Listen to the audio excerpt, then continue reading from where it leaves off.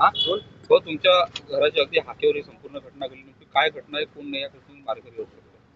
ते अचानक 20 ते 25 गुंडागर्दी करणाऱ्या तरुणांनी ज्या पद्धतीनं जो दुपारी मर्डर झाला त्या मर्डरच्या अगेन्स्टमध्ये दहशत फैलवण्यासाठी राजापेठ पासून केडियानगर चौक, शंकरनगर चौक आणि मेघा तो मॉल, नवाते या सगळ्या परिसरामधल्या गाड्या फोडल्या, मोठ्या प्रमाणात महिलांवर दगडफेक केली, काही सर्वसामान्य जनता जे रस्त्यावर वॉक करत होती त्यांना मारलं आणि मोठ्या प्रमाणात दहशत फैलवण्याचं काम 20-25 गाड्यावर, टू व्हीलरवर अशा 20-25 तरुणांनी जे केलेलं आहे त्या दहशतीमुळं मोठ्या प्रमाणात दहशतीचं वातावरण झालेलं आहे. मी स्वतः CPंना फोन करून सांगितलं, ते DCP, ACP, PI, क्राईमचे PI सगळे पोलिसांचा पुरा ताफा त्यांचा शोध घेत आहेत. त्यापैकी 5 ते 6 हे गुंडागर्दी करणारे गुंडे काही पकडला गेलेले आहे आणि 25 लोकांची वरात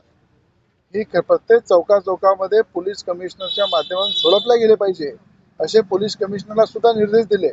DCPलाही निर्देश दिले की ज्यांनी असा आतंक फैलवला, ज्यांनी गुंडागर्दी केली त्यांची वरात चौकामध्ये काढून त्यांना पूर्ण कपडे काढून नांगडं करून मारलं पाहिजे, जेणेकरून असं कृत्य कोणी करणार नाही अशा प्रकारच्या सूचना पोलिसांना दिलेल्या आहे.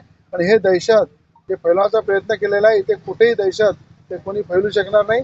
कायदा सुव्यवस्था राखून या ठिकाणी कायदेशीर त्यांच्यावर कारवाई केली जाईल.